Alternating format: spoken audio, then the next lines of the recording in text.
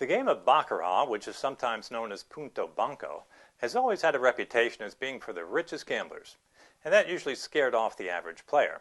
But nowadays, more and more people are discovering that Baccarat is really a good game for the small stakes player because 1, it has a relatively small advantage for the casino, and 2, it's very simple to play.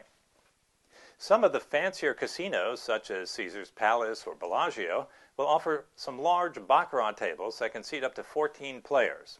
But most casinos will only offer a mini Baccarat table which can seat up to 8 players, and the game is played pretty much the same, except that in the mini version all of the hands are dealt out by the dealer and the players never touch the cards.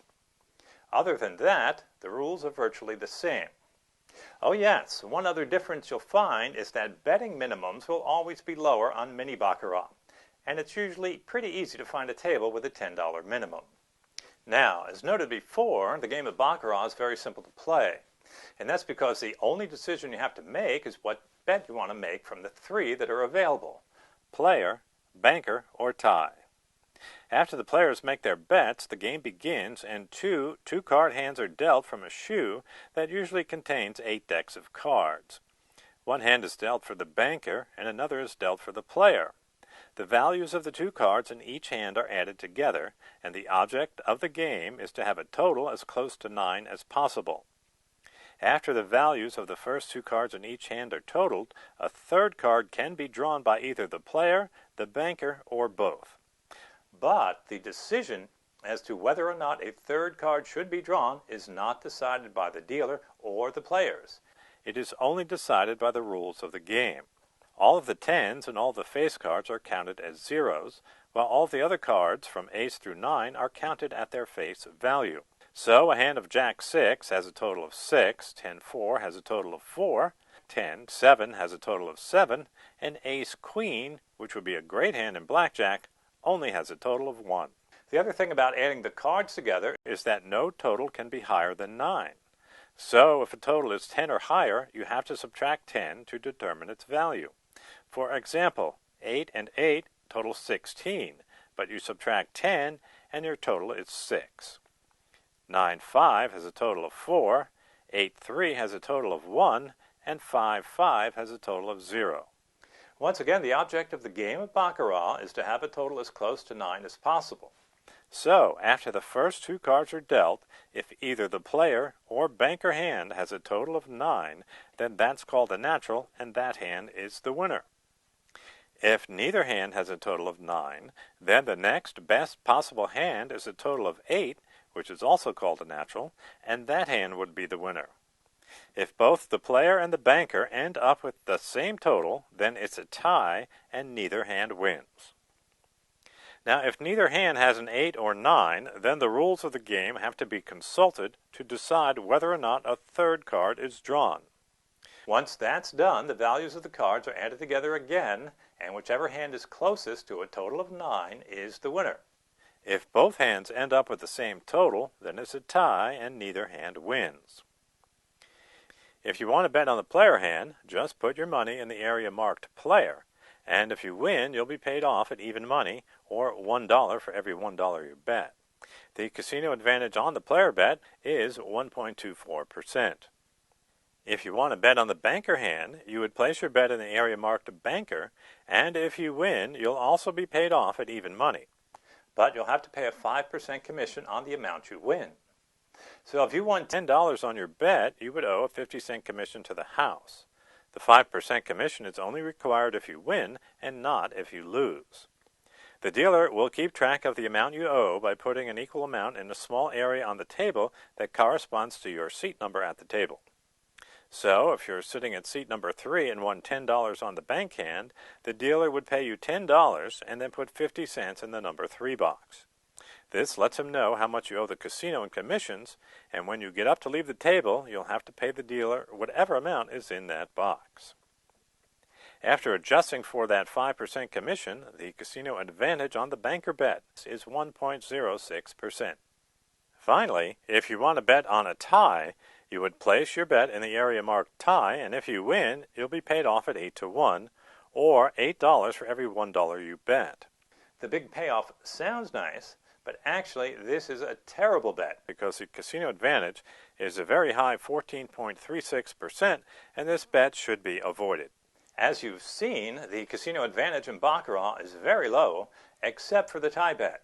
And the rules are set in advance, so no decisions are made by either the players or the dealer about how to play the cards.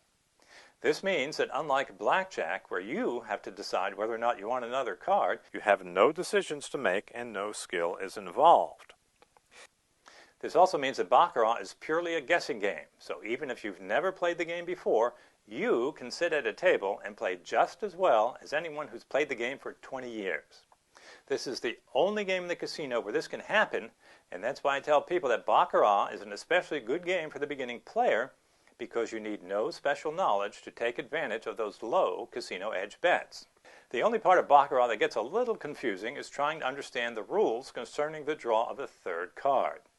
But remember, the rules are always the same at every table, and they'll usually have a printed copy of the rules at the table, and will give you a copy if you ask for it. After playing the game for a while, you'll start to remember the rules on your own, but until then, here's a rundown on how it works. As we said before, if the first two cards in either hand total 8 or 9, then the game is over and the highest total wins. If the totals are both 8 or both 9, then it's a tie and neither hand wins. For any other total, the rules have to be consulted, and it's always the player hand that goes first. If the player hand has a total of 6 or 7, it must stand. The only other totals it can possibly have are 0, 1, 2, 3, 4, or 5, and for all of those totals it must draw a card. There, that wasn't too hard, was it?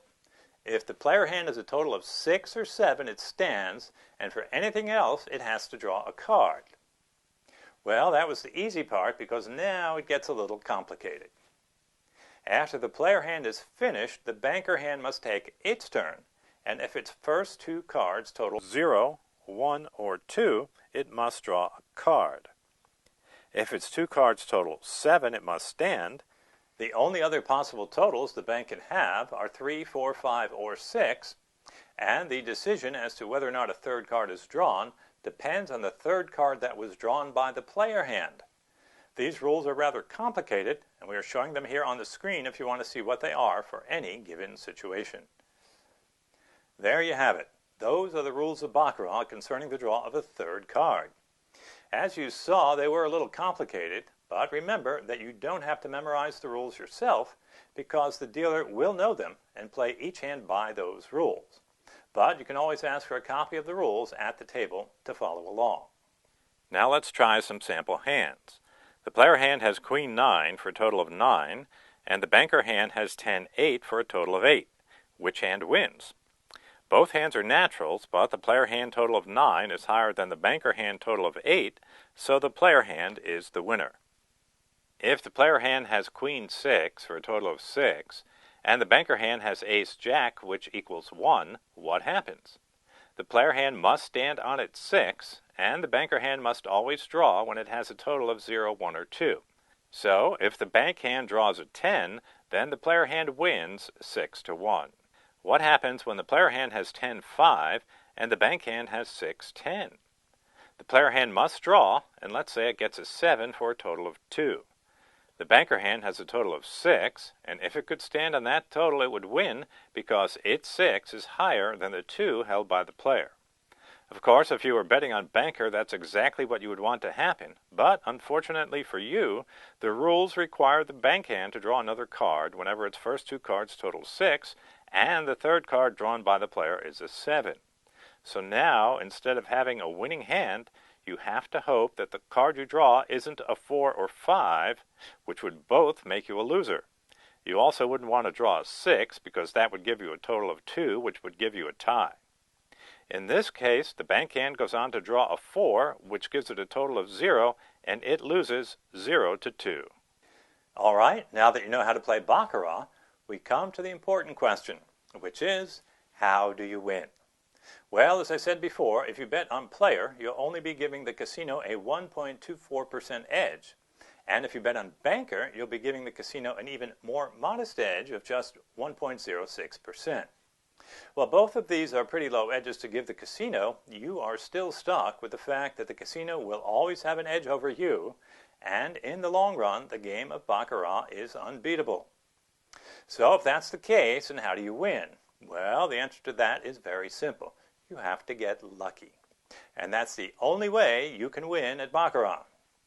Of course, this is easier said than done, but fortunately in the game of Baccarat, you have the option of making two bets that require no skill, and both offer the casino a very low edge, especially when you compare them to roulette, where the house has a 5.26 advantage on a double zero wheel, and slot machines, where the edge is about 5% to 15%.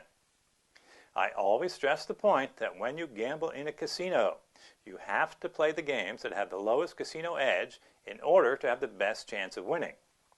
And with that in mind, you can see that Baccarat is not that bad a game to play for the recreational gambler. Now let's take a quick look at one of the most common systems for betting on Baccarat.